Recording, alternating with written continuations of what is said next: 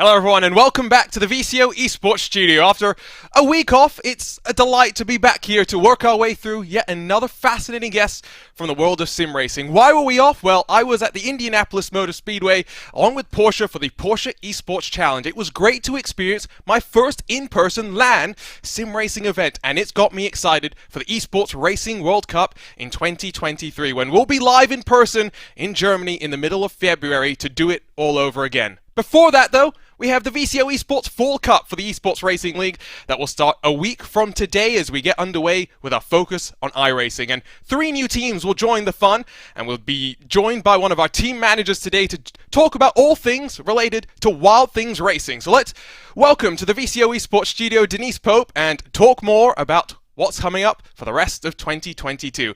Denise, delighted to have you alongside. Talk to us a little bit about Wild Things Racing, the formative steps for the team, and now being part of this delightful Esports Racing League. Hi Arjuna, it's really nice to be here. Thanks for inviting me. So Wild Things Racing was started essentially as a couple of friends over a year ago, maybe even 2 years ago. And it wasn't really what you'd call a professional esports team at the time. It was just a couple of friends who had just got into sim racing, having fun and doing some endurance events, just to pass the time. It was during lockdown. Since then, especially over the last year or so, it's developed into kind of a full-grown team. We've taken on some professional drivers, and we've started to get really good results and started to be invited to some of the bigger competitions, which was never actually the aim, but it was kind of in the back of my mind a lot of the time. Personally, I know I'm not ever going to be like a professional driver, so but I always enjoyed seeing the cars and the liveries that I designed during some of the bigger events. So I thought that's probably a good way or was a good objective to run a team that can get into those bigger events. So while I was never sort of aiming to do that myself, it was certainly an ambition for the team, and it's happened a lot quicker than I planned, which is great. So yeah, that's where we are today. And I think part of that rise comes with your involvement in the community, and we'll talk more about that further on in this conversation. But I kind of want to talk about the process of getting some of those better, bigger drivers on board. I've been in your position before, had a team with some of my friends. We got a little serious, and then we suddenly started getting more and more serious. But there's, I think, a rather difficult step for newer teams when it's in sim racing in such a small world where you have to break in and get drivers to recognize your name and then join you as you continue to grow. What was that process like for you as you started on Assetto Corsa Competizione? The process was an accident, basically, a happy accident. We were involved in a few smaller events and smaller communities, and we got to know some of the drivers in those. A couple of those were particularly quick, and it actually transpired that another team was disbanding. So they were primarily I think a Counter-Strike team or something, and they had a sim racing team sort of on the side, and they decided that they were going to go in a different direction with that. So all of a sudden, a couple of very fast drivers became available, and we'd been talking to one of their teammates about potentially sort of being their new home, and we just got lucky that they agreed to do that, and we picked up a number of drivers in all different levels, so silver, pro level drivers, and we made it very clear from the outset that we're still growing, and we were kind of aiming to become a bigger team at the time, but we weren't there yet, so it was going to require a lot of patience and quite a lot of hard work, to be honest. And they were okay with that, and they kind of, I think they saw how dedicated we were to doing that and to help them develop their careers as well as develop the team as well. So there was an awful lot of luck involved, but I think because we were doing the foundations right, because we knew we weren't there yet, but we knew what to do to get to that point. I think they could see, or they could have belief in us that we would get to this point eventually. And it's fortunate that we've got there. It's even more fortunate that we've got there quicker than we planned.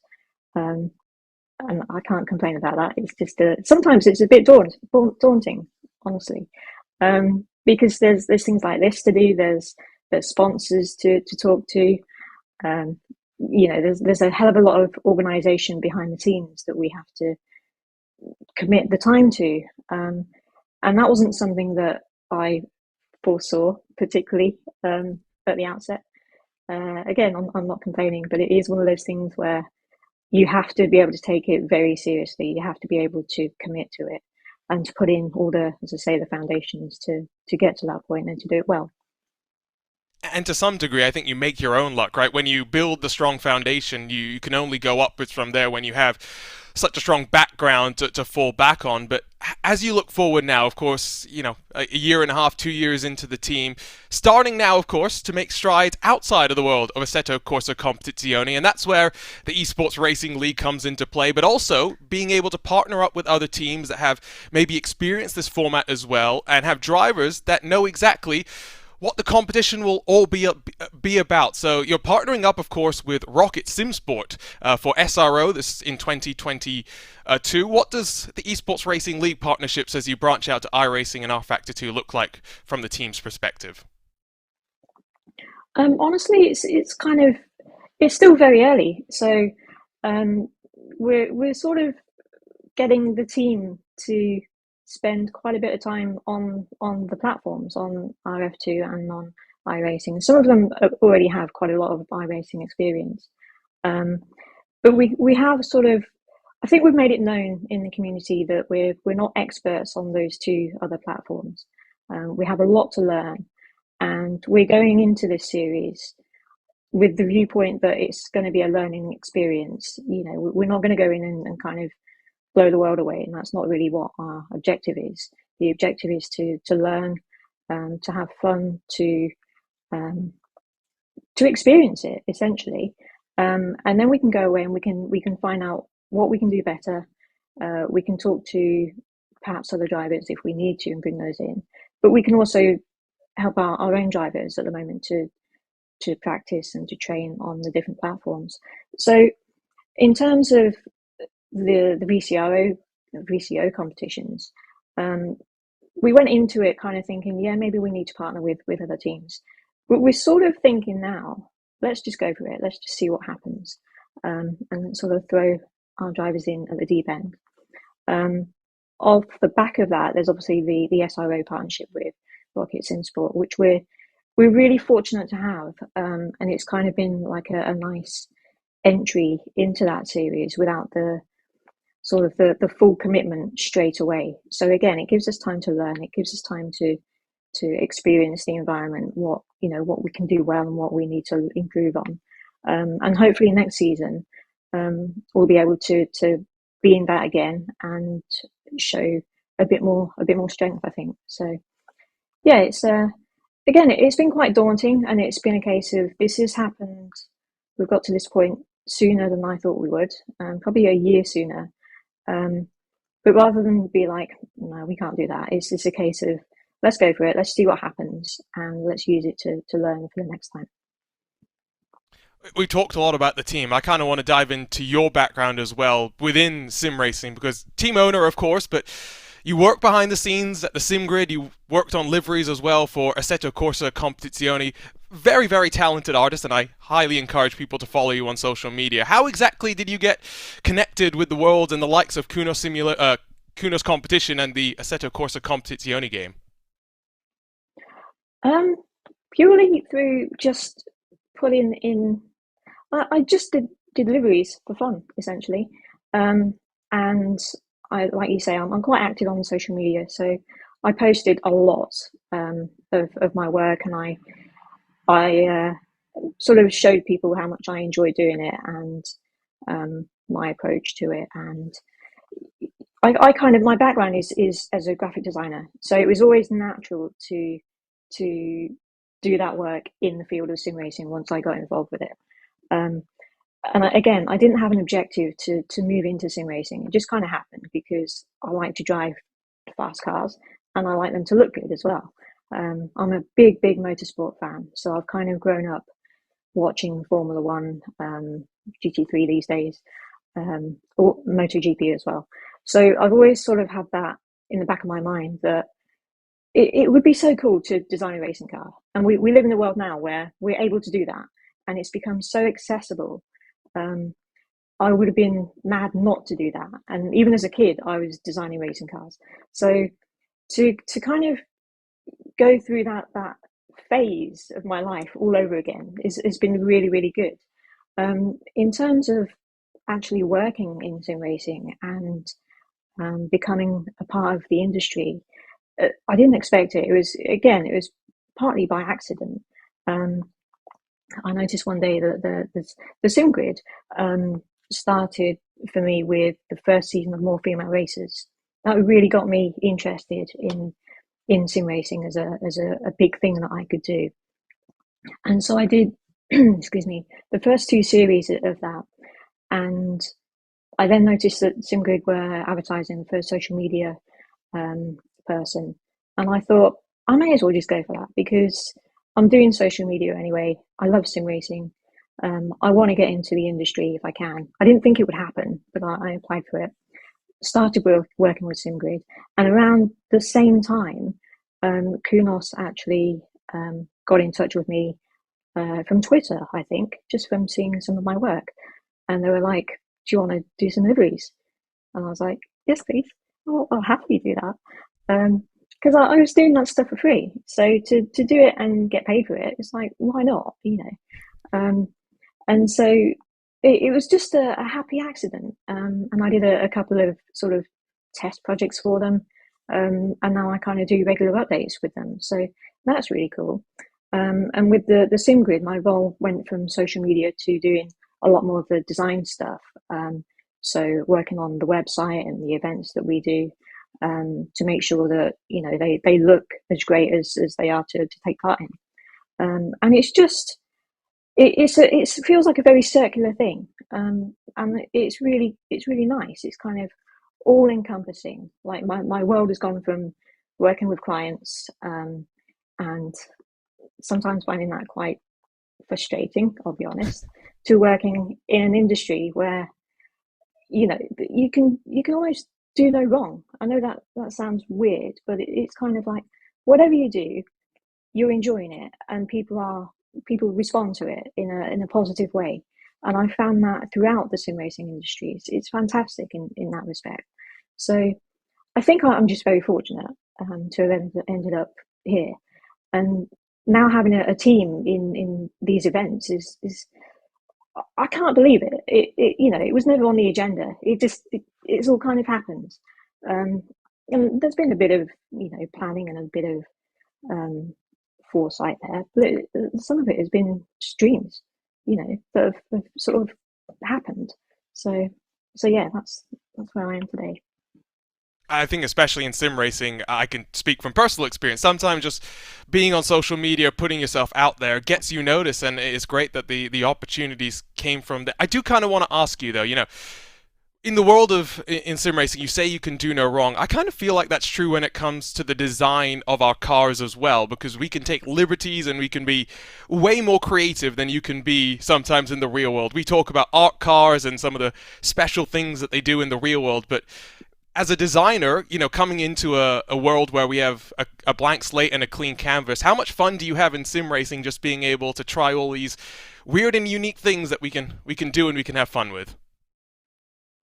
Um, I'll be completely honest. My objective with designing any livery is to make it as realistic as possible. Um, so I'm not someone that does kind of goes off into fantasy land. I have ideas and I see if they work and I see if they feel like they could be run by a real team. I try and imagine if I could see them in the GT3 series, in GTWC, for example. Um, so for me, it's always been sim racing is about immersion, right? And to get that, you have to make the things that you can make realistic as possible, or at least play to what people think is realistic. So the developers of sim racing platforms do that as much as possible. Sometimes, it may not be 100% accurate to the way the world works, the way physics works, but they make it feel as realistic as you imagine it could be. And I feel like it's the same with what I do. If it feels to me as if it could be a real team could do that. A real team would be happy to have their sponsors on the car, use the colours that they use the finishes and so on. Then that's what my objective is. It's never actually to be as creative as possible. I actually find that really tricky, to be honest. It's like when a client gives you an open brief, and from the outside perspective, you think that's great. You can do whatever you want. From a designer's perspective, you kind of want direction, and you want to feel like there are rules and regulations, and you should fit within those. Maybe break them occasionally, but generally you need that kind of strong sense of, this is what I want, this is what I think will work, and then you use your experience and your talent to meet those objectives, essentially. Also, there's the slight issue of, like, big fantasy things take a lot more work than something that is very focused and more realistic, perhaps. So you're almost down to when I went to Spa, it was interesting to see the way liveries are applied to cars. From the outside or on TV, they always look amazing. They always look really well finished. And you get up close to a racing car, and there's chips and there's dents and there's angles that don't line up. It's completely different. So I would say that the one thing about doing sim racing liveries is that you get to skip that part, right? You can do something that is kind of perfect, even though in the real world, full well it probably wouldn't turn out like that. Yeah, I guess the most complex thing that you have when it comes to designing the sim livery in that regard is the UV map, the wireframe that you're designing on isn't always going to match up with the car itself, so you'll stretch things out over different parts, and I guess that's maybe where the complexity comes in. Interesting to hear your thoughts there. Let's talk, though, about something you mentioned just a couple of moments ago, and that's the SimGrid and their focus on diversity as well, and it's something that's important in our very sometimes toxic world of esports and sim racing. But SimGrid have been championing the advocate for more women in motorsports, and that's something that you do as well. Can you talk to us about how important that is for you, especially as a team owner of a team that's becoming more and more established? Yeah, I think I come at this from a slightly unique perspective, in that I grew up around motorsport. So my father was involved with a couple of different racing teams, and he was a rally driver before that. So, and he used to take me to pit lanes and to pit garages, and I was so young at the time. A lot of it I don't really remember. I just remember being around that environment. But I find it very comfortable now. It's almost like going home in some respects, in some quite strange respects. The smells especially, which you don't get with sim racing. But so for me, I've never come across, with me personally, I've never had any sort of negative connotations in terms of being a woman in motorsport or in sim racing. And I think I've had to learn over the last 2-3 years that I'm very lucky to be in that position.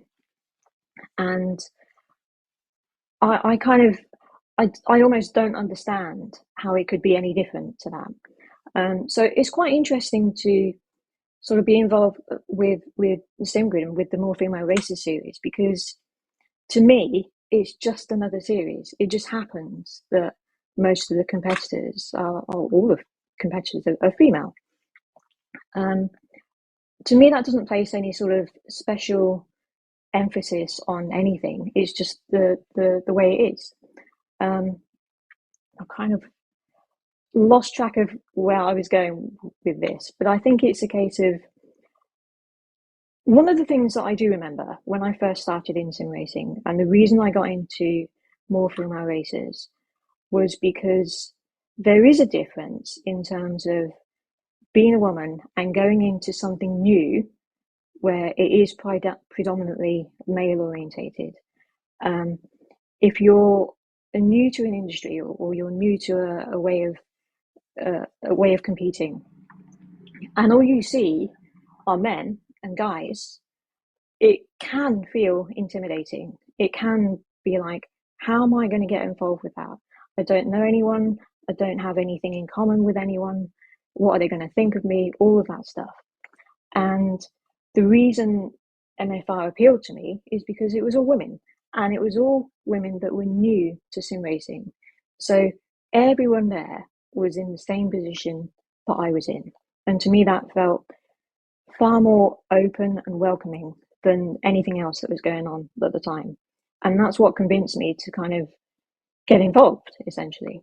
And I think if we can continue that platform, to get new female racers involved in sim racing, and just to show them that it's not just about the racing, it's about team ownership, it might be about engineering, it might be about working in the industry, it could be all sorts of different things. But I think if they can see that there are successful drivers or successful women at all levels of competition like that, then it's only going to help people to see that the doors are open. And that has to be really, really important. It's never about sort of treating people differently. It's about making sure that everyone has the same opportunities as anyone else, and making sure that people feel comfortable to get involved with something new. So that's why MFR is I think that's the job of MFR, is to have that, or leave that door open, show that it's open, and be like, come and have a go if you really want to. Because for me, it's been a really positive. I've loved it. I've competed in every single series. I've done well sometimes. I've done less well other times. I was able to partner up with a W Series driver, Sarah Moore, last season. That was amazing. So yeah, it just shows that if someone that is new to sim racing, like I was, can go that far into something and have those experiences, then anyone can. Literally anyone can. It's fantastic. I've experienced the community of sim racing as well. I can confirm it can be great, although I think this past weekend has shown that social media in motorsports is always going to be a difficult place for anyone who is in any significant, high-profile sort of position. Denise, it's been delightful to chat with you. Before we let you go, I want to circle back as well to the comment you made about using the Esports Racing League as a testbed in 2022 to build for next year and hopefully a crack at the Esports Racing World Cup for 2024. We're getting a long way down the road right now, but what are your hopes and expectations for your team then as you get ready to go racing in 7 days' time? I think mostly for me, sim racing is all about having fun, right? If you're not having fun, then stop, I think as long as the guys have fun competing, and they don't, I don't think that anything sort of too bad will happen. It's a case of seeing how far we can get in the competition, knowing that it's not our preferred platform. It is something that we're learning, and just to experience it, I think. And whatever we can learn from that has to be a good thing, and will be something that we can use in the future to be like, hey, this happened, and this part of it went really well. This part of it did not go so well. What do we need to do to make sure that next time we improve? Because that's ultimately what the objective is to improve as much as possible, and ultimately be successful. That may be months, years down the line, but I think it will happen eventually. That was a chat with Denise Pope, the team owner and manager at Wild Things Racing. They'll be in action 7 days from today when the Esports Racing League gets back underway for its Fall Cup. We focus on iRacing and we break out the iRacing IR04. You'll choose the track though, as always, so head on over to our VCO social media where next Tuesday you'll pick our location for round 1 of the ERL Fall Cup. As always, we'll be back next week to talk to another guest from our fascinating world of sim racing. You can catch it live on Twitch or Twitter, or after the fact on your favorite podcast platform. On behalf of the team at VCO, for Mike Kiao behind the scenes, and for myself, Arjuna Kankipati. We'll see you next week. For now, so long, and race on.